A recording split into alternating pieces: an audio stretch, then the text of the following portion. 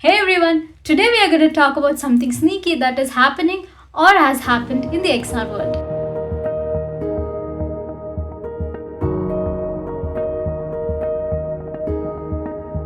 Dark patterns. These designs trick you to manipulate you into doing things that you don't plan to do. So usually it benefits the company, not you. And in XR, these tricks get even more powerful and more dangerous. Dark patterns are basically deceptive design techniques. So they push you to act against your own best interests.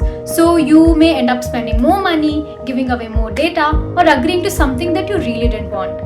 In 2D apps and websites, you've probably seen like those with no thanks buttons that are tiny and grey, but the subscribe button now is huge and colorful. But in XR, things can get a whole lot more intense. So why XR makes it worse?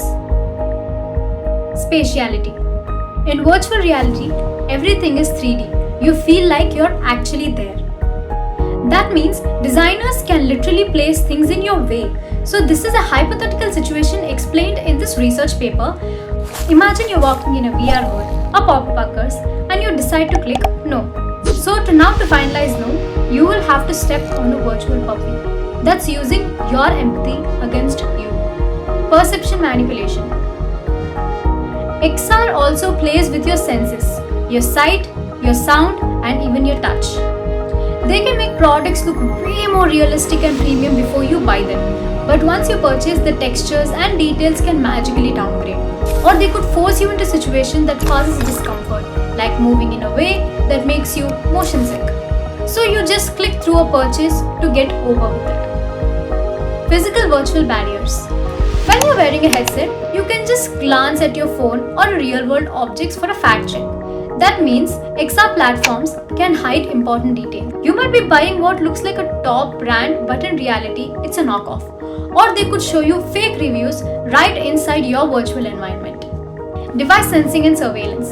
XR devices track a lot about you. Your eyes, your hands, your body movements, and even the layout of your own room. This data can be used to hit you with hyper-targeted ads or worse, adjust the game or experience to make you spend more. For example, a game could block your progress with a frustrating obstacle and the only way past it is to buy something. Sensory tricks and data tracking, they can be way harder to spot and a lot more persuasive. If you're spending a lot of time on AR or VR apps, keep your guard up. Keep asking yourself, is this choice really mine? Or is the system nudging me here? If you found this helpful, hit like, subscribe, and share this with your friends who's into XR. Let's make sure the future of virtual reality is safe for all of us.